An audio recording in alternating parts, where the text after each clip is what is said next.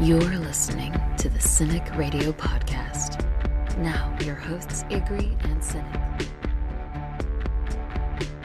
You are listening to episode 36 of the Cynic Radio Podcast, and I'm your host, Cynic. And with me, as always, a man from the area that has 10,000 lakes, but always conveniently forgets his bathing suit. Hashtag world's palest nudist. My friend and yours, Igri. Jules and Ryan are back, and they are lined up to throw down on the McGregor-Mayweather undercard. On this week's jam-packed show, we talk two amazing episodes of Game of Thrones, Watchers on the Wall, and the season 4 finale, The Children. We also sit down and have a good talk with friend of the podcast and author Sara Brooke, because we are the Cynic Radio Podcast, and we want to thank you for the overwhelming support. This week, we broke all records and joined iTunes Top 5 list. Listen, like, subscribe. Most importantly, enjoy the show. Miss out on that latest viral video? Didn't see the most recent trailer for the next movie coming out? In the dark about what the biggest song in America is? We've got you covered. Every week, we scour the internet and look for the latest and greatest. This is What's Up. What's up for me this week is Season 5 of Orange is the New Black on Netflix. This season picks up right where Season 4 left off, and it's a lot of fun. This whole season takes place over a 4-day period. A lot of things going on. It is compelling. It is heartbreaking. It's interesting, and it's funny. So many things going on. Such a great cast. A lot of different interactions going on. Go check it out on Netflix. Orange is the New Black, Season 5. That's what's up. My what's up this week is to Canadian bride Jess Nakrako, who proved to be the kind of selfless best friend everyone would love to have when she allowed her best friend, Jessica Keeley, to be proposed to at Nakrako's own wedding. We have all been through the wedding process before, whether our own, a sibling's, a best friend, even our own parents. They didn't make the term bridezilla up for no reason. Brides tend to own this day unabashedly, and there isn't much anyone can do to take that away from them. It is all about them, no one else, and little girls literally wait their entire lives for this moment.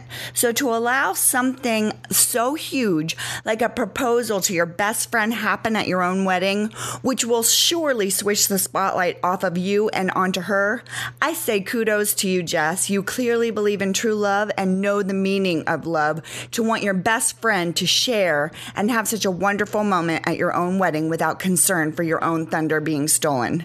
So to Jess Nakrako, congrats on your new marriage and for being a best friend we can all hope to be and hope to have. You are What's Up. And what's up for me this week is the super fight between Conor McGregor and Floyd Money Mayweather. It has officially been announced for August 26th at the T-Mobile Arena in Las Vegas, putting to end months of speculation. Yes, this is finally going to happen. You'll probably hear things like, this is a joke, Conor has no chance, why bother watching? You might even hear that later in this podcast, but I don't agree with any of that. This is a win-win situation for everyone involved. It brings interest to the ever-dying sport of boxing, and it puts a lot more eyes on the sport of MMA and the UFC. We need to understand the chances that the Notorious One walks away with a win is a Hail Mary best. He's not a boxer, but this is a once-in-a-lifetime chance. We'll never see a crossover event like this again, and being a huge Conor fan myself, I've learned to never count the Irishman out. So fans, let's keep this in perspective, enjoy it for what it is, and find your local Buffalo Wild Wings and cheer on your fighter. The super fight between McGregor and Mayweather on August 26th can only be seen on pay-per-view, and for me, that's what's up. What's up for me is the announcement of the return of Luther starring Idris Elba. Luther, which is a BBC show, is just one of the best shows to me. If you haven't seen it yet, you really, really do yourself a favor and check it out. It's BBC, 4 seasons. Each season's about 4 to 6 episodes, so pretty short, but each episode is like a movie in itself. Idris Elba's great. The stories are all great. A little bit on the unrealistic side as far as some of the villains are somewhat kind of cartoonish, but not in a bad way. You just kind of have to accept it. But it's just really an awesome show, well acted. Great stories, great characters, great villains. Again, Idris Elba is awesome, and I'm really excited. Season 5, they haven't really announced much beyond the fact that he'll be back, but we can look for it soon. It'll probably be back on the BBC. And again, just one of the best shows out there. So what's up for me is the very hotly awaited, for me, highly awaited return of Luther. We opened the episode post-squish heard around the world. Tyrion is now sentenced to death. The Mountain is alive. The Prince is most definitely not. Jon Snow asked, and what did I get for it? An arrow 6 inches above my heart. Sam questions Jon about what it's like to kiss a girl, what it's like to be in love, and most importantly, what it's like to get some. Lord Snow's answers lack any kind of flair. IG How terrible would a modern porn be if narrated by Jon Snow? Well, first I got to ask, what kind of person watches narrated porn? That's a little strange to begin with. That being said, it would not be all that much fun. I guess it'd be like watching any BBC documentary from the 80s, when you hear about the sea turtle trudging up the bank of the wall to try and lay an egg, and it's not interesting. Not good. I mean, he could have embellished just to help Sam out, because Sam needed it really bad, because he knows, Sam has read all the books. He knows everything that's going on. He just wants firsthand, experience telling him. Yeah, especially since he has his eyes on Gilly. He's going to need a little bit of help, and there just is no how-to guides over in the Maester's library. The interesting thing about her vows is it never really specifically forbids relations with a woman. I shall take no wife. Yeah, that's in there. I shall father no children. That's very specific. But what our vows have to say about other activities is open for interpretation. Ryan, is Sam painting with a rather broad brush? He's conveniently kind of using it to his advantage, I guess. I don't know, for lack of a better phrase. But I think, he's trying to... I think he's trying to convince himself that it's okay, that he's not violating the rule, the laws or the rules of the watch. But yeah, it is a rather broad brush he's painting with. I mean, he's reading between the lines for sure, but I don't think he's doing anything wrong. I mean, technically he is right. It's not, he's not completely off base with it. I don't know. You got to look for whatever loopholes you can. And I mean, everyone always does. It's like, well, it's only speeding if I get caught, right? So if that's the case, if it's only illegal if you get caught, you got to look for those loopholes. You got to find them. And, Sam needs them more than most. So maybe you should just let him have this little victory. How long could you keep true to the Night Watch's code, especially if it included I shall drink no Coke? I'm out day one. I'm going to go live in the town with those dirty hookers with 3 teeth. I'm going to go and risk myself to the wildlings. I'm out. If I can't have Coke, I'm out. That's all I need. Hookers and Coke. Some people need hookers and blow. Hookers and Coke is close, but that's where I'm at. Maybe that's why they only have 3 teeth, because they're drinking the Coke too. See? They already have Coke. Bullseye, a never-ending supply of Coke. Ygritte and the wildlings vacationing south of the wall, including Termon, who's deep into a tale about making sweet love into a bear, are readying their attack on the crows. Ygritte vows to wear Jon Snowballs around his neck. Jules, do you believe that she's just a wildling scorned, or is her bloodlust true? I believe that she is definitely scorned. There's no doubt about it. But I think that she loves Jon as much as she hates him, and I think that she definitely wants to see him again and just to kill him. I think that is, but I'm not sure if she's going to be able to actually go through with it if she saw him. I really think she was in love with him, and the actual moment she would have to kill him would be too hard for her to do. Ryan, I know you're pro redheaded wildling. What do you think? Yeah, well, it's in her mind, he betrayed her, seriously. So, at the end of the day, they're both kind of connected to her with the wildlings and him with the watch.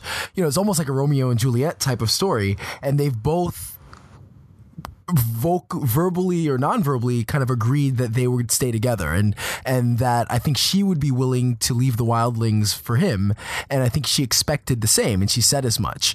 And the fact that he left her, that was a betrayal of her trust, a betrayal of her love. And so I think the feelings of wanting to kill him are real. I think the question is whether or not she'd really be willing to go through with it, whether or not she really had it in her. And the first round, she didn't. She hurt him and hurt him badly, but she could have and did not kill him. So, I think it's almost like a child trying to convince themselves, like she's trying to convince herself that she'd be willing to kill him and that she wants to kill him and that she will. But it sounds more like somebody trying to convince themselves versus somebody who really wants to go through with that. I don't know. I'm of the mind that we've all been at that point where we're in a really upset mood at our significant other, and we're driving home and saying, I can't wait to get there because I'm going to do this or I'm going to do that. And they're rah. And then you get there and you see them and you don't. You just don't, because you're like, well, either you have two thoughts that go through your head. One is, I don't want to go to prison today. Or the other one is, no, I really do love this person, so maybe I shouldn't. So, sometimes maybe you might yell instead of, I'm going to go home and I'm going to break all of the little glass figurines she has, remembering, Game of Thrones season 1. But you don't. You just, two thoughts. I either love you or I'm not going to prison. So I think she's doing that. She doesn't want to let people know that she's been hurt. That's quite a pendulum swing you've got there. Well, I've been on the phone with him when he's been going through this swing. It's quite remarkable. Do you know what leadership means, Lord Snow? It means every person in charge gets second guessed by every little clever little twat with a mouth. But if he starts second guessing himself, that's the end. For him, for the clever little twats, for everyone. But this isn't the end for us. Ryan, what are your opinions? What are your opinions of Sir Alistair as a leader, despite being a complete jerk off to Jon and Sam? I think Sir Alistair is a complete jerk off. He's a hard ass and he's not a good person. But I think in that moment he showed great leadership, and he showed that he was strong, and he showed that, at the end of the day, he has one job, which is protect the wall, and he would do that with everything. He was willing to die for it, and he was courageous. At no point did he show, I don't want to say fear, but he never showed a point where he was going to back down. He had a job and he did it. And so at the end of the day, he was honorable. He was loyal to the watch. And so whatever you might say about his character, about him as a person, he's a shitty person, but he did what he's supposed to do. And I think it's honorable, and I think he deserves a lot of credit. Well, I think he did what he was supposed to do, but I think he did it poorly. And the way I think he did it poorly was how he was treating the men and his tactics, because he was so unwavering in how he wanted things to go that, anyone that's got any type of tactical experience at all knows that, the first plan is always going to fail. You have to be able to adjust. I don't know. He came across to me as the perfect combination of determination and disdain for his opponents. I think you can't be a soft touch in that situation. And it showed he saw great things in Jon, but he also saw a pampered, rich, privileged kid who he probably thought was going to use his position to try to stand over the thieves and beggars and robbers. And in Sam, he saw somebody who's soft, that if you're in a foxhole together, Sam isn't going to have your back. He's going to look to save himself, or he's going to cower it out when you need him the most. So I understand the tactic he took, but I don't agree with it by any means, but I think he was the leader they needed at that point in time. I can understand if he had a very highly trained, prepared group ready to go to war. But in this case, he's got a skeleton of a crew. He's got, 100 people? 100, Yeah, it was 100. It was 100 to 100,000. So barely 100 people, and they're terrified. A lot of them have never seen anything like this. They're about to go to war, probably about to die. So I think he has to be a hard ass in that moment. I think he has to be aggressive. I think he has to be unwavering, because, outside of Jon Snow, who else does he have that he could really trust to lead? Well, I'm not saying that the unwavering is bad. What I'm saying is the unwavering in the tactic he wanted to take, which is, I want to look this way, rather than being able to say, all right, they're not coming from there, turn around, go back this way, because that's where they're coming. He was very one directional early in the confrontation. Yeah, I was just saying that I actually did appreciate Alistair in this scene, because as much as he's been a total jerk this whole time, I felt like he really did step up to the plate and really kind of demand in this moment the leadership that he had been claiming he could, show. And there's no other pinnacle of a moment where he needed to show leadership. And especially in considering the here you have two leaders. One of them was John O'Slint, even though he wasn't necessarily a leader in the Watch. He was a little just like a step or whatever below Alistair. And where did he go? I mean, it just showed that he, there was two completely different ways of handling this whole battle. The horns are sounding, the biggest fire in the world is lit, and the attack is on. And our good friend Sam is stuck in the basement arguing with Gilly, and he breaks this off. She doesn't want him to go, and he tells her, I'm a man of the Night's Watch. I promised to defend the wall, and I have to keep it, because that's what men do. From coward to slayer to hero, maybe it is true sometimes all we need is a good woman to bring out the best of us. IG, how far has Sam come? From when we first saw him, he's come hundreds of miles. I mean, initially when he was there getting trained to become a brother of the Night's Watch, you saw him kind of dueling with John and the other members, and he was crying and whimpering and laying on the ground. And now he's killed a White Walker. He's been north of the wall. He's saved people, and he's standing up and saying, I'm going to go out here, and if I have to go out here and die, that's what I'm going to do, because that's the vow I took. I don't think when we first saw him that I had no reason to believe that he would ever get here, and he got here with no problem. He's something special. Ryan, did you think there was any way Samwell was going to make it through the battle? I thought he was going to hide with Gilly and Yano, so I didn't think he'd make it out when he was out there in the thick of things in the trenches. I think. Yeah, I was shocked. I was actually shocked that he did make it, that he survived. But I think, he did. He showed something that I don't think any of us would have expected, especially when he started. But I think, like, Gilly gives him some kind of like liquid courage almost. Because I think in situations where she's not there, he still reverts back to being a bit of the coward, but she gives him strength that I don't think anything else could give him. The odds are stacked against our heroes. The attack's coming from below the wall. It's coming from downstairs. The numbers are 1,000 to 1, and they have giants riding freaking woolly mammoths. Jules, did you think the Night's Watch stood a chance? Not in any way, shape, or form. Especially, like you just said, they were coming from every direction there was to come. And how do you go up against a giant? I mean, and there was a couple giants too. And, those two giants alone, I mean, how many men do the two giants represent in all actuality? You know what I mean? That's even more people that they technically would have. And I have to say, I thought it was the end of the Night's Watch for every single one of them, because they were getting taken down quickly. I don't know. I think you guys may have forgotten the story of King Leonidas and his 300 men against all the Persians. Because, the thing that resonates in this to me is when you have a controlled point that has very few points of entry, it is a lot easier to defend. So this is the tactical side of me saying that, guess what? It is tough. And you're going to take some casualties, but you can defend it because there's choke points to get into it. The ones on the outside of the wall got to come through that little tunnel or try and climb up. You're kind of a duck either way because there's nowhere else to go. The ones on the outside is still another choke point into where the entrance to the Night's Watch is, to Castle Black. There's chances, and a force that really cares. And the thing is, I think the wildlings are united, but I don't know as they care like the Night's Watch cares. Right. And the Night's Watch is defending their home. That is their, domain. And you're right. They know the ins and the outs of everything in that castle. My thing with Leonidas is they were all the most spectacular fighters that there were.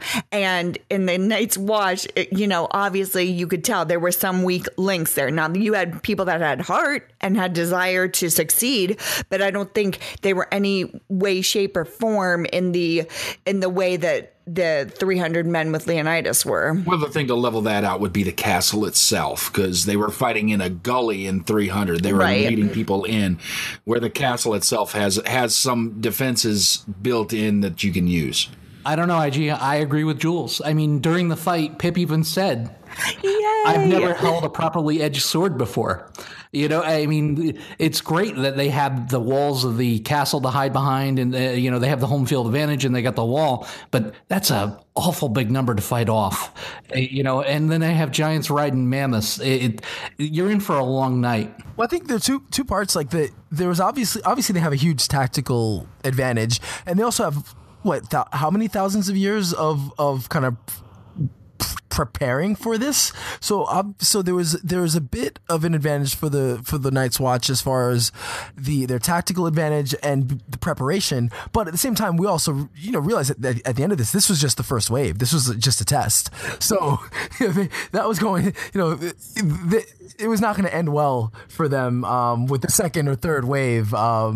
Regardless of the advantage that they had. Sir Alistair, rallies the troops. Tonight we fight, and when the sun rises, I promise you Castle Black will stand. The Night's Watch will stand. With me now. The battle is taken to the Castle Black's walls. Ryan, how unfair is it? Not only are they outnumbered 1,000 to 1, but the invasion force is led by Ygritte's bow, Tormund's fist, and Magnard's double-sided axe. Yeah, that was pretty. They had a pretty badass group attacking the wall, and yeah, it does. It's watching it even. I'm like, wait, how many? If they're only 100 Night's Watchmen, they're all dying. They're all getting killed. Too.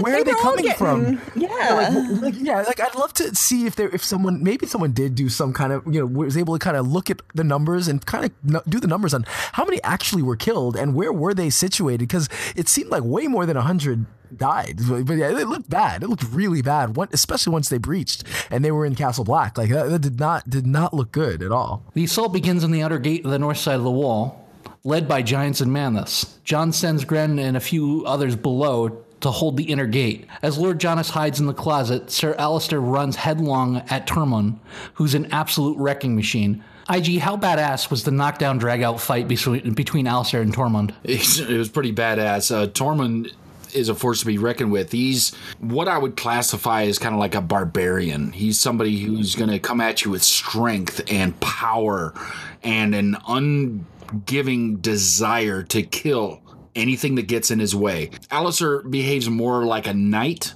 in his fighting styles. He's more exacting and using better movements, but the fight was epic.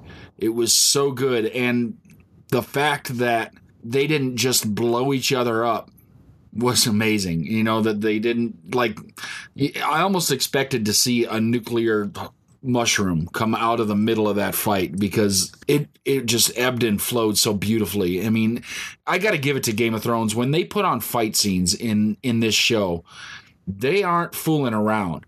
They are always well done. They're always well choreographed, and they are always epic. But this is among the top one-on-one fights that I've ever seen in kind of anything. Yeah, I mean, his surname, or his nickname at least, is Giant's Bane. Tormund is no joke, and Alistair runs at him just headlong. He saw that, this is the problem in the group here. I better go take care of this.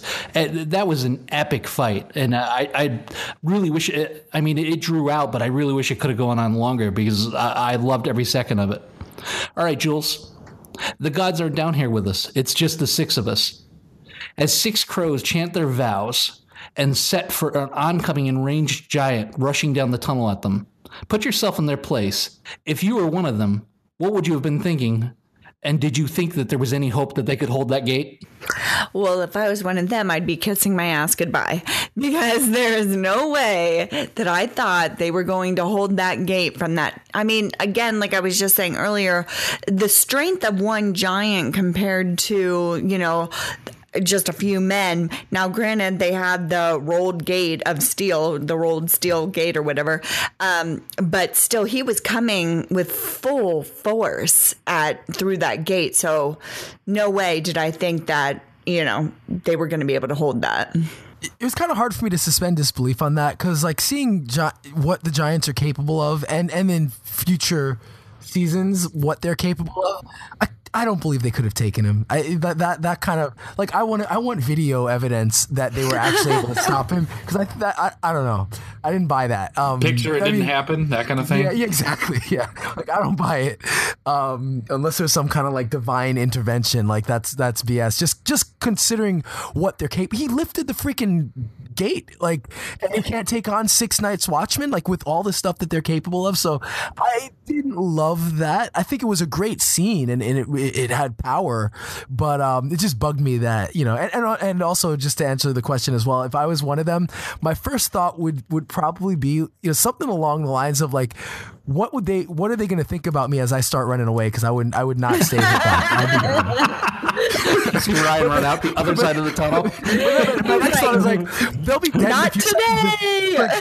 They'll be dead in a few minutes or a few seconds anyway. So it's not like they'll, you know, not like it'll matter. Are you gonna throw up the peace sign on your way out at least? Drops his mic like the sword as he runs away. All you see is a puff of smoke. During the battle on the ground, reinforcements show up as Jon Snow hits the ground running with great vengeance and furious anger for all those who attempt to destroy his brothers. Ryan, did Jon Snow and Ghost change the tide of the battle? I think Ghost definitely did. You know, having Jon Snow there hand to hand was huge. I think they needed it, you know, especially with Alistair Thorne down and out, they needed a warrior. They needed him there, and so yeah, I think it definitely did. And obviously, Ghost is just a weapon. You know, it's like having just a secret weapon that nobody can really defend. So yeah, I definitely think it helped to change the tide. Direwolf does bring some strong game. IG, how much moxie did Jon Snow show going one-on-one with the significantly bigger and stronger Magnar, with the fight ending with a Smith's hammer to the dome? Man, you know, it just shows that Jon Snow is willing to improvise, adapt, and overcome. Because whatever's got to be done to win a fight, Jon Snow is willing to do it. And he shows the ability beyond the will to do it. So he's somebody that seems like he pays attention to his surroundings, knows what's going on, and never underestimates an opponent. And it was another great fight. Didn't last real long, but it was amazing to watch. And that, you're right, that guy was bigger, he was stronger. He'd probably been eating better, even though it was people. He's definitely a savage. Those Thens are savages. Yeah, well, and they're cannibals. They eat people. So, right. You know, he'd eaten more recently, he'd eaten better, and he'd eaten a person. So, and he still took him on and didn't have much trouble disposing of him. I mean, yeah, he was on his heels for a minute. Not for very long. Jules, that awkward moment when you see your ex just before an arrow cuts through the awkwardness and outer chest. How bittersweet was the smile exchange between Jon and Ygritte just before Ollie's arrow put an abrupt halt to it? It really was. But I mean, like, it melts your heart every time you see it, because it's in the middle of this chaos and people coming out of nowhere, swinging swords, swinging everything. And there's just like this standstill moment, and they like lock eyes, and it's like, hey, you, I found you. And it was like this great, amazing moment. And that's why I say with Ygritte, I don't know, had Ollie not taken her out, that she could have taken out Jon. I don't know that she could have. I think if he had even walked up to her and talked to her, I don't know that she could have actually done it. I know it's a bad plan, but what's your plan? Jon goes out unarmed to find Mance Rayder and try to end this. Your thoughts and ratings on Watchers of the Wall? I think it's definitely one of the best episodes of the show. I think they get these epic battles, whether it's on a large scale like Watchers on the Wall or Blackwater, or on a small scale like we talked to, like Mountain versus the Viper. They get the epicness, for lack of a better word right now, of these types of battles. My own rating would be about it. I would give it a 9.5. I think Blackwater to me is still like the gold standard. But this had some amazing moments, whether it was the battle between Magnar of Then and Alistair Thorne, whether it was even though I don't agree with it, the moment of the giant, the kind of that stand against the giant, is it a Sith or a Scythe? The thing that cuts all the people down, the scythe, that was amazing. Some just epic visuals. The POV shot was one of the best shots of anything. That POV shot where she's dodging arrows and shooting arrows back was amazing. So there's just everything about it. The choreography, the cinematography, the acting, the action it was just a great episode. So I would give it a 9.5. Again, it's not quite at the level of Blackwater as a battle for me, but it's right up there. Well, I do agree. I totally agree that that is a great episode, but this to me tops Blackwater. When I first watched this episode, and I love Blackwater, but when I watched this episode again, it's like your heart is pounding the whole time. You're watching Sam, and who is, no offense, Sam, but he's a large target, and he seems to dodge all the arrows and all the whatever's coming around him. He seems to weave his way in and out, and so I'm concerned the whole time that he's going to die, and then I'm completely my heart is just pounding through this whole episode, because from the minute that John is fighting with the Fens and, like you said, with the giants, you did mention and stole my thunder on this, Ryan. The scythe, to me, oh my God, when they pulled that out, it was like, what? Where did this come from? That was amazing. So to me, this is a 10 episode. This is one of 2 episodes in this season that I just think are amazing, just paramount episodes. The Battle of Castle Black, Watchers on the Wall, was everything I wanted Blackwater to be. I mean, it was nonstop action. The fights were choreographed well. We had some huge stand-up moments. We said goodbye to, the majority of Jon Snow's friends, but at the same time, Sam stepped up when he needed to. Alistair was a world beater. We say goodbye to Ygritte, which is great because I can't say her fucking name. And there's nothing about this episode I didn't like, and it's got such replay value. And the scythe to what I found funny was every time they changed command on the walls, we went lower and lower down the food chain, all the way until we get to Ed, and it's like just looking around like, I'm in charge. All right, shoot some arrows. I don't know what to do. I don't know what I'm doing up here. I loved Watchers of the Wall. It's a 10 episode for me. As far as battles go, until the later seasons, we just don't get much better than that. Yeah, so for me, I'm going to give it a 9.5. I loved it. I think there are better episodes, but not much. This is among the top echelon. It's probably one of my top 5 all-time Game of Thrones episodes. I really do like it a lot. There's so much just like everyone else has already said, the cinematography, how the shots are built, how everything is coming together. It's done so well.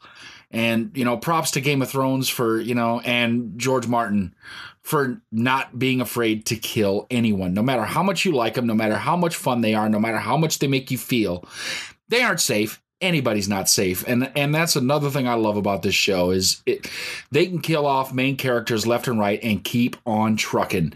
And it happens right here again. Ygritte, we're going to miss you, but time for you to check out, baby. So there you go, Cynic Radio Podcast 9.75, Watchers on the Wall, Season 4, Episode 9. Now we're going to carry on and talk about the children. But before we get to the children, we're going to spend a few minutes talking to Sara Brooke. She's a horror novelist, and we're going to talk a little bit about some of her books, a little bit about her writing style, and a little bit about her motivation. Sara, welcome to the show. So, Sara, when did you first realize you wanted to become an author? About 5 or 6 years ago, I was in a bookstore and was looking for things to buy for a flight I had to take, and I couldn't find anything that I liked, to be honest. So I actually said out loud, which was kind of weird. People stared at me like the crazy lady talking to herself in the aisles. I was basically said to myself, I need to start writing books because I really just wasn't finding anything that I enjoyed. And it's interesting now that I'm a writer. I have a lot of colleagues whose books I read and that kind of thing, but it really sort of inspired me because there was literally nothing that I wanted to read in the bookstore at the time. At that time, what kind of books would you have been interested in reading?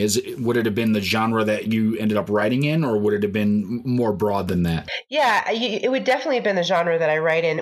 I don't know if y'all remember, but like in the 80s and 90s, the Zebra books and all of those, the books, those mini horror novels that they would sell were great. I mean, a lot of the writers like William Johnstone and Rick Hatala and writers like that had these great horror books that the bookstores would actually showcase in a horror section. And that kind of went away, and it's actually totally gone now. When you go to Barnes & Noble and other bookstores, like there's no longer like a horror section. There's just, science fiction and mystery and that kind of thing.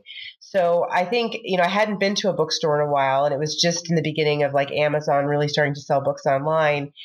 So I wasn't really buying books online either. And so it was just strange to be in a bookstore and not find any kind of books that were interesting to me at the time. So it was kind of a strange time, and it was kind of inspirational, and really just that, as well as the fact that electronic publishing became popular, and it was possible to publish novels without having to go through the traditional publishing model. And I think those two things combined really pushed me to say, okay, it's time to go ahead and write this first book. It's something you've wanted to do. Now you should go ahead and do it. Yeah, it really has changed a lot, like the music industry has. You used to have to get studio time and have a band, and all that's different now with the advent of all these different programs. So what's your process when you sit down to start a new project? Well, usually the idea comes to me in a very weird way. I'm like in the shower, I'm sitting in some boring meeting, I'm talking to somebody, and I just get this crazy idea that, wouldn't it be great if whatever? And then after I get the idea, I do kind of write out an outline of what the book is going to be about, just in general, just bullet points. And then really I just start writing, because, you can screw around forever trying to plan something, but my best work has come from just flat out writing. And I write really well with Diet Coke. So I just sit on the couch, grab the computer, and just start going at it. Do you have any odd or strange post-writing rituals once you're finished with a novel? Post, not really, but during, I definitely do. Like, I like listening to all sorts of weird kind of epic music. I love there's just a lot of different bands that have like kind of epic music, like Hans Zimmer kind of stuff, where it just kind of gets you going because you hear like the different inflections in the music, and it helps you kind of write your different chapters. And I swear to you, Diet Coke is amazing. I'm not a sponsor for them, right? I'm not sponsoring them or anything, but I mean, for me, it's like I have to have the caffeine going, and I'm actually allergic to coffee, so I have to drink something that'll keep my my blood pressure going. And so Diet Coke, epic music, laptop, couch, and I like to write in private, like alone. I don't like there to be people around when I'm writing. So that's kind of the environment that I'm in when I'm writing. And when it's done, literally I just take a break for a while, like 4 to 6 months of just no writing to sort of clear the mind before the next book starts. Now, I wonder if you've ever given any thought to trying, I think it was Hemingway who said something like, write drunk, edit sober, that kind of thing. Have you ever given any thought to trying that out? That's such a good question. I have tried that, and it was horrible. Like, I literally spent like 20 minutes on one sentence. I'm the worst drunk writer ever. And then it doesn't make sense, and my grammar's all screwed up. And so I typically have to write sober. I've edited drunk before because editing sucks. I don't know, it's like the worst part of writing. And that's why working with a good editor is helpful. So usually I'll edit something after an editor's looked at it, so that it's not like my horrible first draft from scratch. I see all your books are available on Amazon, both print and digital. Which book would you advise the average reader to start with if they wanted to read one of your books? Well, it depends on the kind of reader, I mean, it depends on what you like. If you like paranormal romance and you're kind of into like the whole, series kind of idea. And actually, I was watching Game of Thrones for the first time when I started writing this book.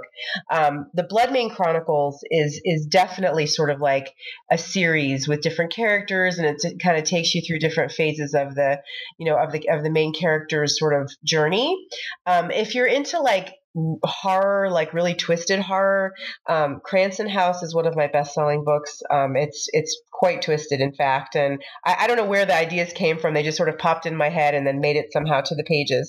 And then Still Lake, my first novel, is for those people who kind of like the whole like pollution thing, environmental hazards gone wrong. I mean, I've written so many different types of books that it's kind of hard to say. Every time I speak to a new reader, they're like, what should I read first? And I'm like, depends on what you like. So it's kind of like a smorgasbord, something for everybody kind of thing. Do you draw any inspiration from other writers currently? Is anybody else out there kind of doing it for you and helping you bring new things to the table? There's a writer named Bentley Little. I mean, any of my readers who have followed me throughout the years know, like, I'm a huge Bentley Little fan. I've read literally every single one of his novels, pretty much. Maybe there's like 2 or 3 that I haven't picked up, but he's written a ton of stuff, and I've been reading him for more than a decade. So he he's just a fantastic writer. I always describe reading his books like drinking a glass of cool iced tea. It's just awesome. It just goes down easy. Present day writers, I have picked up a couple of books. I'm reading Sherry LaPena. I'm looking next to my bed at the book here. The Couple Next Door. I am enjoying that quite a bit. I've also bought a book recently that I absolutely hated. So, and I won't say who it is because we writers have to stick together. But, I'm really, really busy lately. So besides Bentley Little and Stephen King and the basic amazing horror writers who are out there, I just pick up whatever I see that kind of looks good. Do you ever read off genre, or does anything from off genre like stimulate you and get you to write things that you've maybe come across and those kind of things and help incorporate into whatever stories you're coming up with next? Yeah. So like, for example, the book that I'm reading, The Couple Next Door, it's a murder mystery. This couple, it's not really a murder mystery, but the couple's baby is missing, and it's written very, very fast paced, not a whole lot of character development, but a lot of mystery. And you're just kind of like rushing to the end to see what happens. Some of my books have been described that way. And I do enjoy I do enjoy mystery. I'm not big into crime novels. I like science fiction. I like, the Robin Cook type books. So I don't just read like the type of supernatural horror that I write. I like all kinds of things. I'm not huge into like the Harlequin romance thing, frankly. But but I do read a little bit of everything, definitely. And you pull from it. You pull from everything you read, everything you watch, especially if it's done well. Well, with this past year and Stranger Things hitting so hard and being such a sensation, do you draw any influence from today's pop culture, movies, TV shows, or even current events? Definitely. I wasn't a huge fan of Stranger Things, and I know that makes me very unpopular, but I definitely pulled inspiration from Game of Thrones. I think the way that the books, as well as the TV shows, are depicted have so many great characters and such great interwoven storylines, and such great like heroines and heroes. I mean, it's just, and no one's really safe. And in my novels, it's the same thing. I've been criticized before that you get really attached to a character and boom, he or she is dead, and you just have to deal with it. So I've derived a lot of inspiration from that. I love the show Mad Men. I'm actually watching it presently. I'm trying to get through the whole series on Netflix. The writing is just amazing. So when you see shows that are just the writing is just fantastic, sharp, like Breaking Bad, House of Cards. There's a lot of shows out there that just have such sharp writing, and you're like, wow, like these people are really talented, and I want to take the way their story arcs go and maybe incorporate some of that into my novels. Because truly, I write my novels with the film or the TV show in my head. And so it kind of mirrors that, I think. What's your most latest project, and when can we expect it? That's what my publisher is asking too, actually, because I'm really behind. My latest book is the name is probably going to change, but presently it's called Idle Time, and it's a mystery. It's like a gothic mystery, and it probably won't be out until next year. I've been sort of torn between media projects and writing, so it's taken me a little bit longer. And I had a little bit of writer's block at the beginning of this year. So, but that's the latest book that's on its way, hopefully soon, to a bookstore near you. When your books hit, do you do any kind of in-store signings or meet and greets? I don't, and I get criticized by that a ton. Actually, I just donated a bunch of signed books and signed photos to a horror convention called the Salt City Horror Fest or something. And I do donate like stuff to horror conventions, and if a fan or a reader will emails me and wants a signed photo, I have a lot of those. I just don't like signings because you're like sitting at a table and it's kind of awkward, and I'm kind of shy. I'm not real. I don't know, which is crazy because some of the projects I have coming up are not, for the faint of heart. But anyway, I haven't, and I've been invited a ton.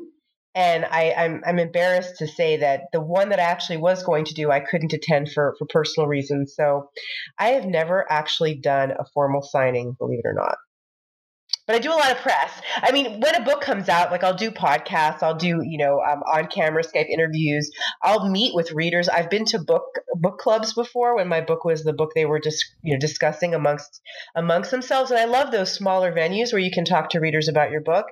I just haven't done like an official signing, I guess. That makes sense. As a fan of horror, what are your feelings on the zombie phenomenon started by The Walking Dead? I'm not a fan of The Walking Dead. I know. She's horrible. No, I'm just not. And it's not because I don't think it's just not for me. Like, I've never really gotten into it. I do love zombie films. I liked The Train to Busan. I thought it was phenomenal. Probably one of the best zombie films I've ever seen. And I have good friends who write zombie fiction, like Joe McKinney, who actually blurbed one of my books when I wrote a sort of a zombie book called The Zine Project. I have nothing against it. I think zombies can be very scary, but I think the films and the books have to be done right. If you just kind of do the same thing, apocalyptic, everybody's turning into zombies, woohoo. I mean, it's been done, and it's kind of getting a little bit stale. If you're a good writer, though, and you come up with good arcs and good characters, it can be really well done. I mean, everybody I know watches Walking Dead. Literally, just about everybody I know. It's just, for some reason, I've never gotten into it. Outside of SarahBrooke.com and Amazon, where you can pick up most of your books, like I said, in digital or print, where else can people find you on social media if they're looking for you? On Twitter, sort of. Like I have two Facebook pages. One that's about full, so I've got an author page that people can follow. I am on Twitter, although I suck at it, to be honest. I'm not very good at it, but I'm on Twitter. I have some book promotions and trailers and such on YouTube, and there will be more social media eventually promoting some projects that I'm working on upcoming that I can't really get into at the moment, but primarily, if you want to connect with me, the best way to do it is on Facebook, because I do respond to messages unless like you're asking me to have sex with you, in which case I probably won't respond right away to that. And believe me, I get them quite a bit on there. People are, social media is kind of a weird thing. It's like, it's great because you can connect with readers and fans, but people are also very, forthright and forthcoming on those things too. So if you are a true reader and you ask questions about books and stuff, I typically will respond to those messages. It takes me a little while, but I do. I just wanted to say thank you. Thank you so much for coming, and we would love to have you back any other time. Everybody out there listening right now, if you want to go find her name is Sara Brooke, and it's Sara, no H. Brooke with an E, BROOKE.com is her website. You can also look for her under Sara Brooke on Amazon.com. Her stuff is really good. Go check it out. Sarah, thanks for joining the show. The battle's concluded. The crows are feasting. We're going to spend a little bit of time talking about season 4 finale, The Children. Jon Snow follows the trail of dead bodies all the way to Mance Rayder's camp. They sit down to discuss the situation. Considering how fresh his betrayal is of the wildlings, IG, do you think Lord Snow is out of his freaking mind? Yeah, completely, totally, and without a doubt, out of his freaking mind. I wouldn't go out there with an army of people, let alone by myself. They all know what he did. They all know who he is. It's not like you can walk out there with some white underwear hanging off a stick going, no, I'm trying to surrender. Just let me walk in here. I am surprised, quite honestly, that they let him get within, 200 yards of any living person there. I mean, maybe it says something about the wildlings and maybe they have more honor than we've given them credit for. But I wouldn't have gone out there. I mean, I know he said, he asked Sam if he had a better plan. And he said, well, it's still a plan. That's not the plan I would have gone with. They drink toast to Ygritte, Mag the Mighty, and Gren. Mance tells Jon he isn't here to conquer. He just needs his tunnel to get through and his wall to hide behind. Ryan, do you think there's a mutual respect between Jon Snow and Mance Rayder? Yeah, there's definitely a mutual respect between them. I mean, you can tell that Mance took a liking to him initially, and I'm not 100% sure. I don't know that he trusted him at all. I think it would have been fairly naive of him to trust Jon at that point. So I don't think he completely trusted him, but I think he saw something in him, and upon him coming back, I think that's the only reason why Jon was still alive, because why else leave him alive? It doesn't make sense. And it is pretty clear what Jon's intentions were. I think for Mance also, he's desperate. His goal isn't to rape and pillage. It's not to, win the Iron Throne. It's just to get his people to safety. And that's clear in what in his actions and what he wants. And I would have been interested to see where this would have gone if Stannis didn't come through and essentially end this war. or battle. Well, that brings me to my next question, Ryan. Horns blow, and a large mounted army appears out of nowhere, scattering the Wildlings army and capturing its leadership. Jules, did Mance Rider just get a soul-shattering draw 4 dropped on him directly after yelling Uno? And did you have any idea who the army might be? He definitely got one stuck to him on that, because I had no idea that Stannis was coming, even though after watching this show a few other times, I did all of a sudden hear the Red Lady in one episode speak about they need help at the wall. A war is coming at the wall. So that was a huge tell right there.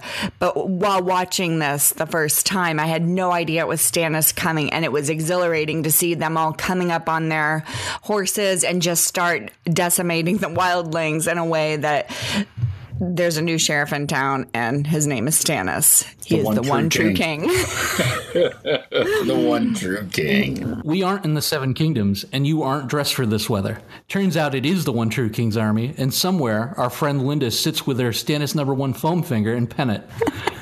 IG, what does it say about Mance that even though his life and his people's life depend on it, he still won't kneel? It says that he's got his own morals, his own grounds, and his own way of doing things. And we'll do the things that you want us to do. We'll take part in what you want to take part in, but we don't kneel to people. That's not our way. We've never done it. We're not going to do it.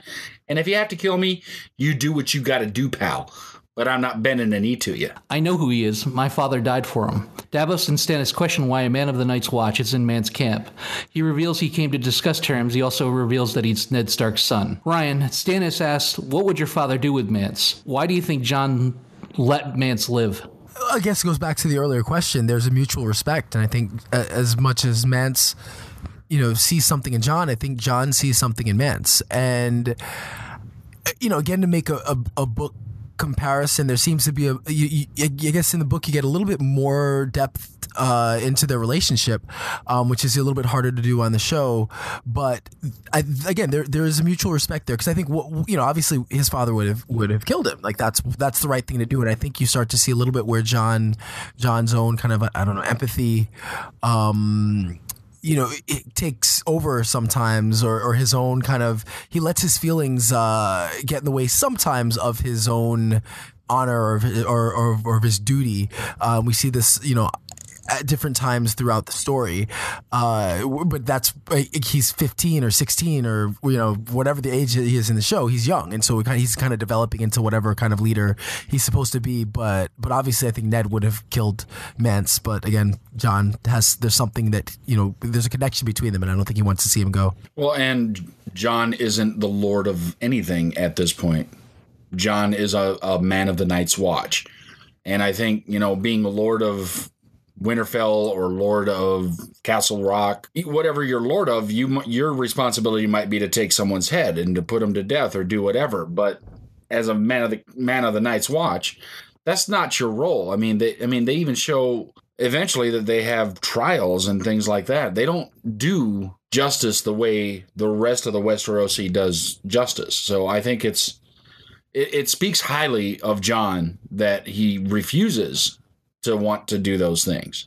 Your Grace, if my father had seen what I saw, he would tell you to burn the bodies before nightfall. Meanwhile, back in King's Landing, Gandalf the gross Pycelles and Saruman the sleazy Qyburn debate the fate of the half-dead and fully poisoned Mountain. Jules, what do you think Cersei's obsession with keeping him alive? Hasn't she seen Pet Sematary?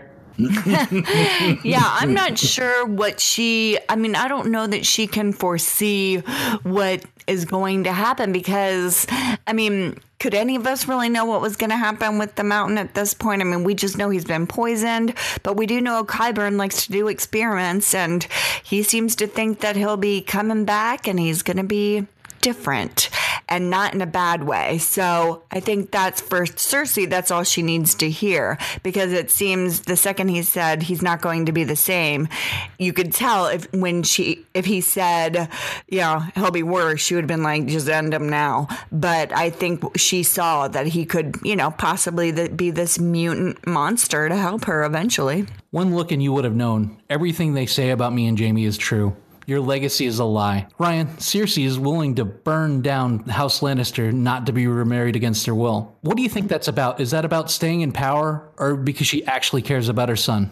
Ask me any day or after any episode and I'll have a different answer. I think it's a little bit of both.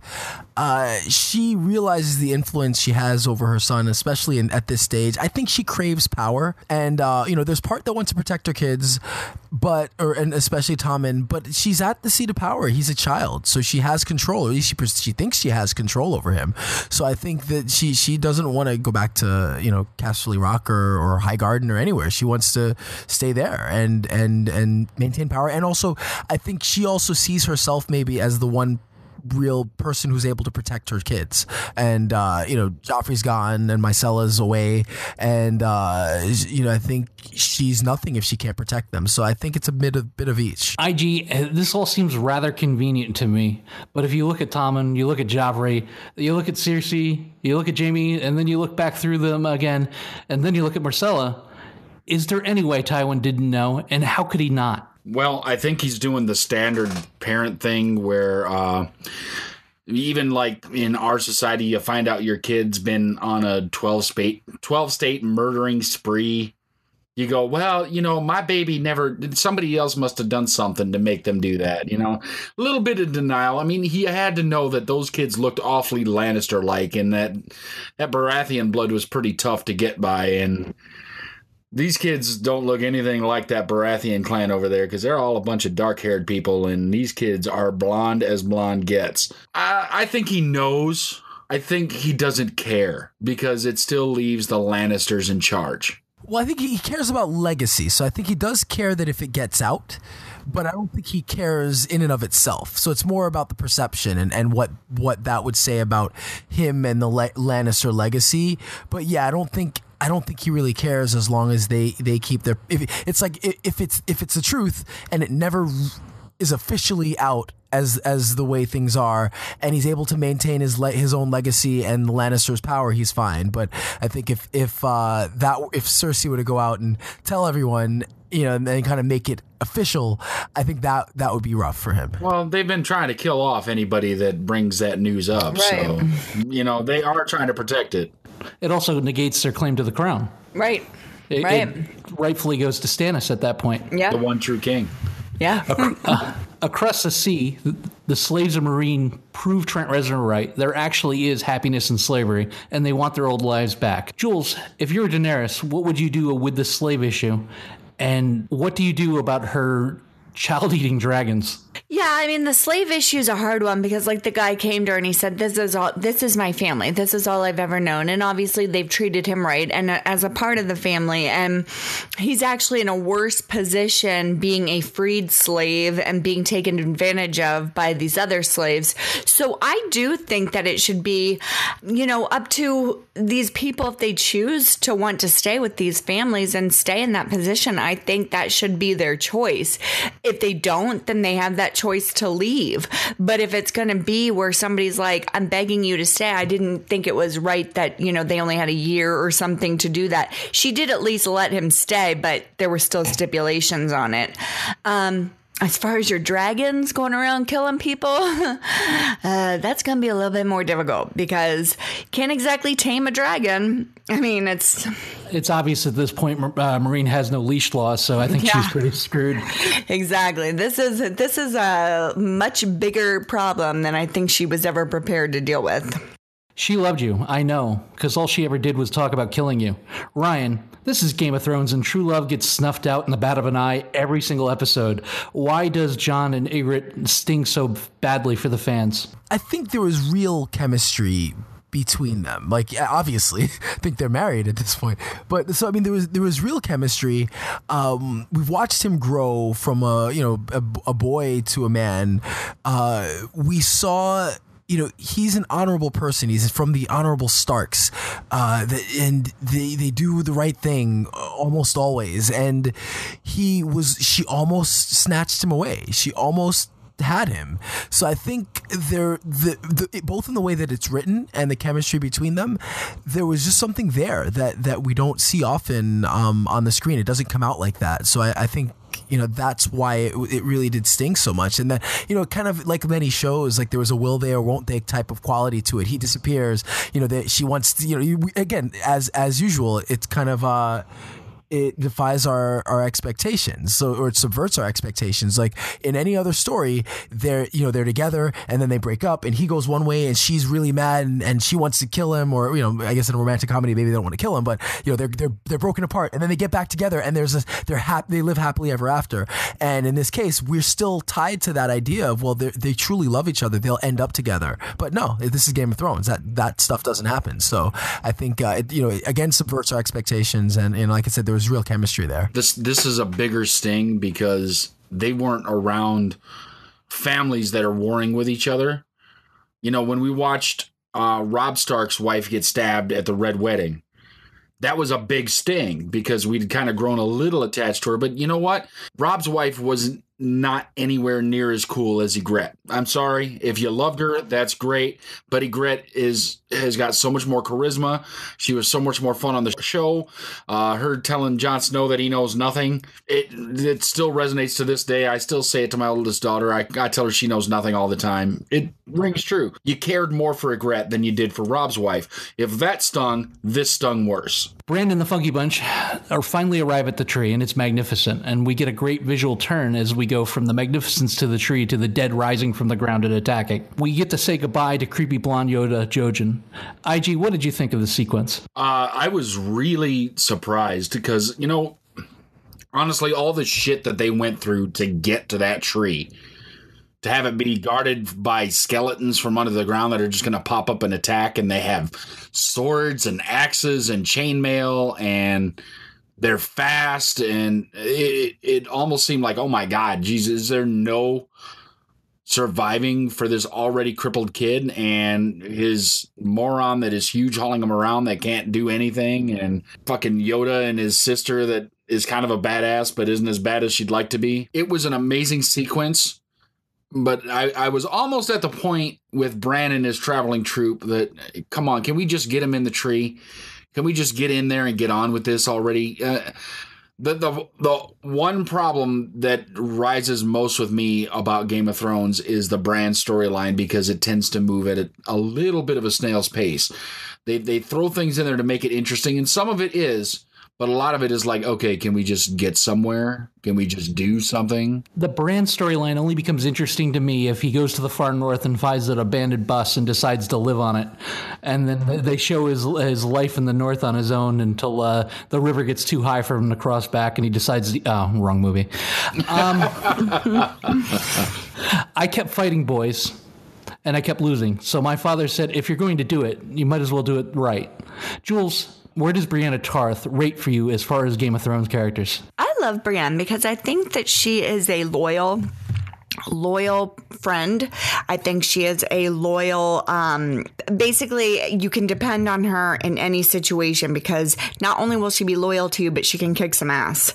Like, you have somebody there that's you can feel safe around and feel protected. And I think that is ultimately all she wants to do, is to be able to protect the people that she loves around her. I think she's an amazing character. And I just think I love how badass she is. And I love the parallels between her and Arya. And in these scenes, it was great just to watch Arya looking at her, not knowing who she was yet, and just being mesmerized by her size, by her power, by her skill, how she became the way she did, and like just almost have a glimmer of hope, like she could learn something from Brienne. And then, once again, poor Arya. IG, was there any way that the meeting between these two formidable foes end up any way than in a fight? I really don't think there was. I think that Brienne led by honor, and even though the people that she swore her oaths to are no longer, she does not feel removed from her vows. Therefore, she's going to do whatever it takes to try and get this Stark child to wherever, and the Hound isn't ready to let her go. The Hound sees maybe dollar signs or loyalty or friendship or somebody that knows how to cook a rabbit or something value in Arya. So these two mountains of people are going to have it out.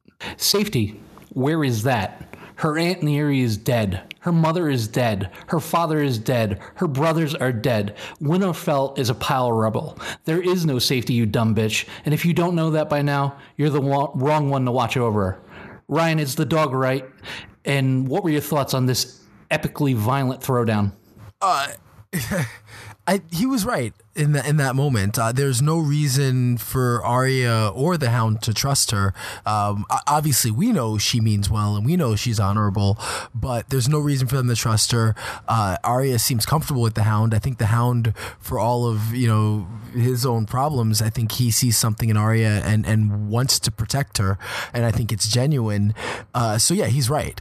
As far as the battle's amazing. Again, they really always get the choreography right. They get, as I said earlier, whether it's an epic battle or it's between armies or an epic battle between two people, they nail it, and they really nailed this one. It was ferocious, the kind of ferocity and the violence, and it was just so well done and executed, and things that you just don't see in, wasn't beautiful by any means, but it was just a war of attrition between them, and I thought it was really well done, and one of the better kind of one-on-one battle scenes we've seen on the show, and this is a show that has many amazing one-on-one kind of battle scenes. Going it alone, you won't last out there one day.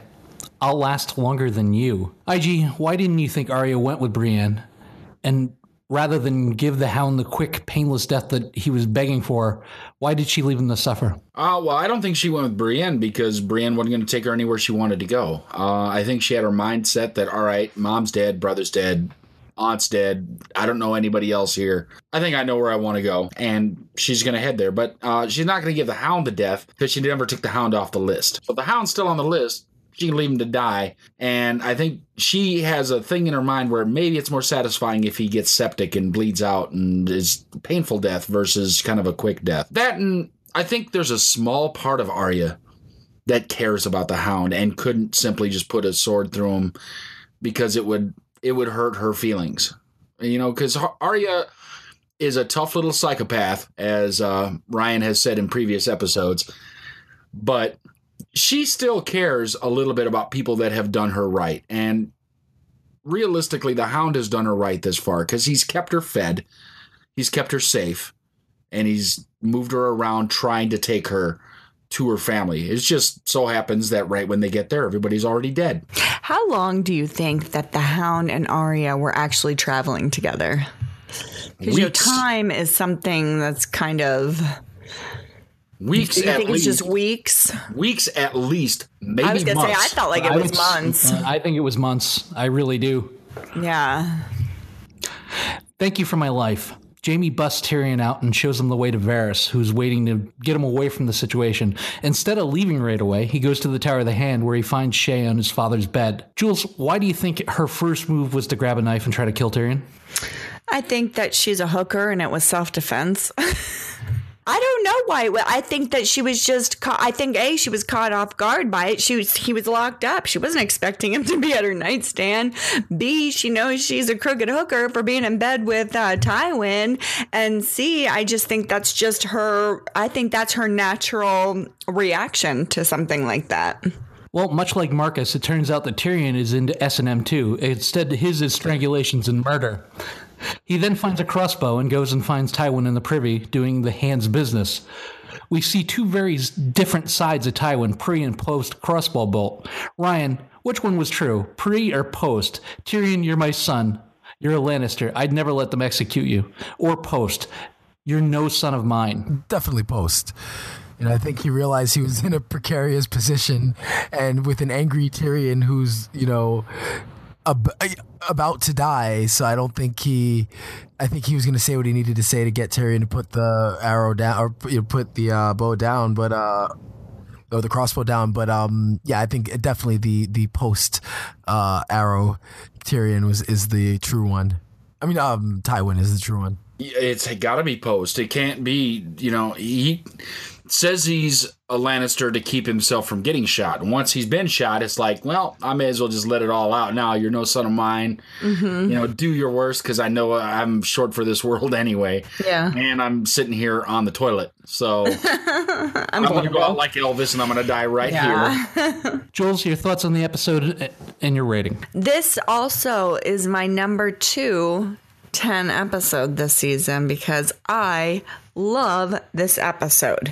I think that for me, it was very exciting to see Tyrion finally get his revenge on Tywin. And actually, I was very happy to see him get revenge on Shay, too, for her treating him and discarding him the way she did. And I think really watching Stannis come in, that was exciting, knowing that, okay, Jon's going to be okay. There's going to be no more fighting with the wildlings because they were not going to win, really. I mean, if they had one more fight left in them for another night, I'd be surprised. So that was exhilarating to see him riding in. Just all around, I think this was a great cap to the Watchers on the Wall episode. So this both of them 10 across the board for me. So this episode was definitely the best of, to this point, the best of episode 10s, because episode 10 always has a rough job because it has to tie up loose ends, but also set the stage for the next season. So we end up with we touch on everybody, but not a lot happens sometimes. But I think this episode, though, a lot happens, and I always forget it.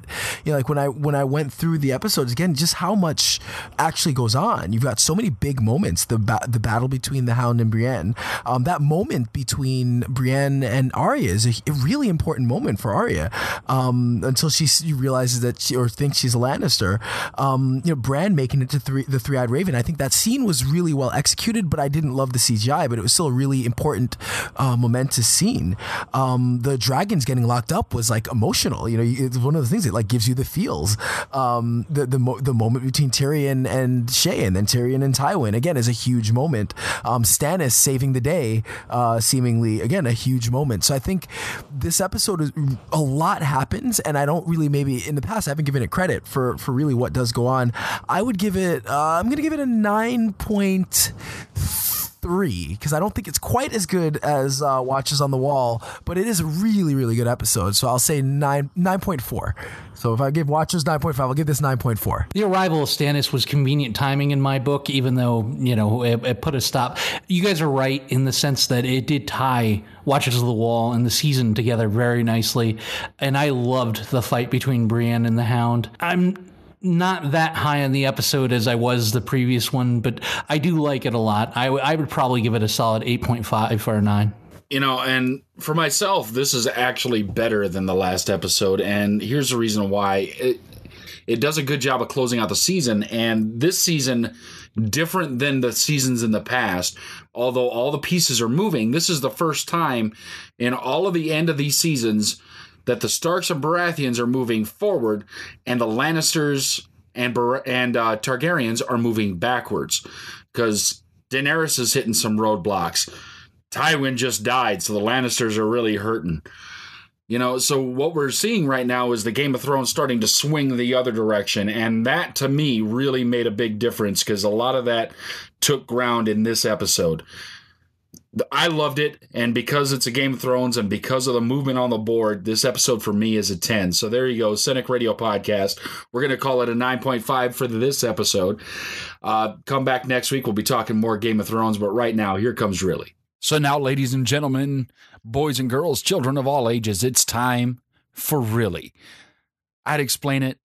Just listen. You'll get it. My Really this week goes out to Eric Barron, the president of Penn State University, who recently spoke to the media and called the hazing death of Timothy Piazza a series of events which were sickening and difficult to understand. Mr. Barron, this sickening event took place under your watch, and it's not that difficult to understand. This is what college kids do. The question isn't why did this happen, sir, but what are you going to do about it? People, especially young people, will do almost anything to be accepted by their peers, even go as far as doing things that could be potentially life-threatening. But my question to Eric and every other adult who's supposed to be in charge, charge? Why aren't more steps being taken to clean up the hazing culture in sports and in fraternities? When will we start canceling sports seasons, revoking frat charters, and expulsions? When will they start? How many young people have to die before we take actual steps? The next time this happens, maybe the school administration should be brought up on charges as well. I call on schools and sports teams everywhere to adopt a zero hazing policy across the board. Why'd this young man die? How could this possibly happen? To you, President Barron? Really? So my really for the week is the announcement of the farce of a boxing match between Floyd Mayweather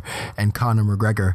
Now I know it's one of those things that is going to be very polarizing because it's going to make a lot of money, a lot of eyeballs on it. But I think that as a fight, once you get beyond the money and the exposure, it really does very little for boxing and potentially damages boxing if McGregor lands that lucky shot to win, and it does nothing for MMA because what's likely to happen is Floyd is gonna make McGregor look terrible, and that will then cause people to say that MMA is sloppy and the second rate, which isn't true. MMA athletes are just as good as any other athletes. It's just that the diverse skill set required means that they're not as specifically good at one thing, and I just think it's a terrible fight. Floyd's gonna wipe the floor with Conor. I'd be willing to bet a lot of money on that. And I think it just takes away from some really huge fights that are coming up and a boxing resurgence that's happening. And this is going to take all the attention away and really could potentially do damage to both sports to me. I see it as just a cash grab.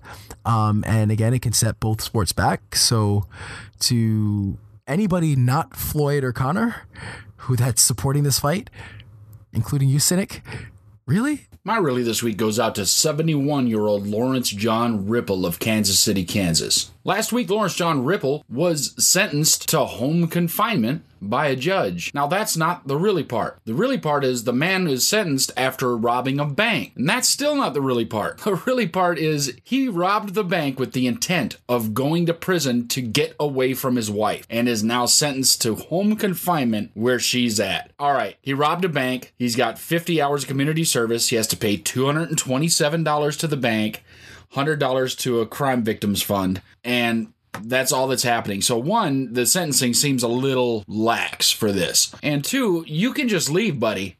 You know, you don't have to rob a bank to do this. So he went in to rob the bank. The teller gave him $2,900 and he went and sat in the lobby and waited for the police to come get him. He knew what he was doing, but I guess the police and everybody involved decided this was just more a cry for help.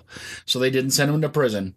But now he gets to be at home with his loving wife. Lawrence John Ripple. Really? My really this week is going out to Bill Cosby spokesman Andrew Wyatt, who, following the announcement of a mistrial in the indecent assault criminal case against Bill Cosby, exclaimed that Mr. Cosby's power is back, it is back, and has been restored. Additionally, he also added that Gloria Allred, one of the attorneys who led the charge publicly for many of the accusers against Cosby, should go back to law school. Now, correct me if I'm wrong, but this is not an open and shut vindication here. This is merely a mistrial. This particular jury could not come to a united decision after almost a week of deliberation. Therefore, a mistrial was determined. This was not Bill Cosby being found not guilty. So this in no way, shape, or form means that his power is back and he has been vindicated. As a matter of fact, the prosecutor announced they would be seeking an immediate retrial. So to lash out at other attorneys and act like they failed at their job when clearly the spokesperson doesn't understand what an actual mistrial means, perhaps he should be the one to go back to law school. So this week, Andrew Wyatt, really? And that's going to do it for episode 36 of the Cynic Radio Podcast. I'm Igor, and with me is a man who's going to need more creatine in his life to deal with Ryan George, my co-host Cynic. Also joining us has been Jules, Ryan George from the Jimwits Podcast. You can find him over on thejimwits.com. And a very special thanks to Sara Brooke for coming on and talking about your writing experiences. We'll be back next week with more fun and adventure. And until then, send us your comments, questions, concerns, and the name of a good bodyguard a la Kevin Costner from the movie The Bodyguard. Cynic thinks he's kind of dreamy. To cynicradio@gmail.com. Find us on the internet at cynicradio.com. Look for us on Facebook on facebook.com/cynicradio. And find us on Twitter @cynicradio. And until next time, don't get captured. Follow the podcast on Twitter, Facebook, and at cynicradio.com. Available for download on iTunes.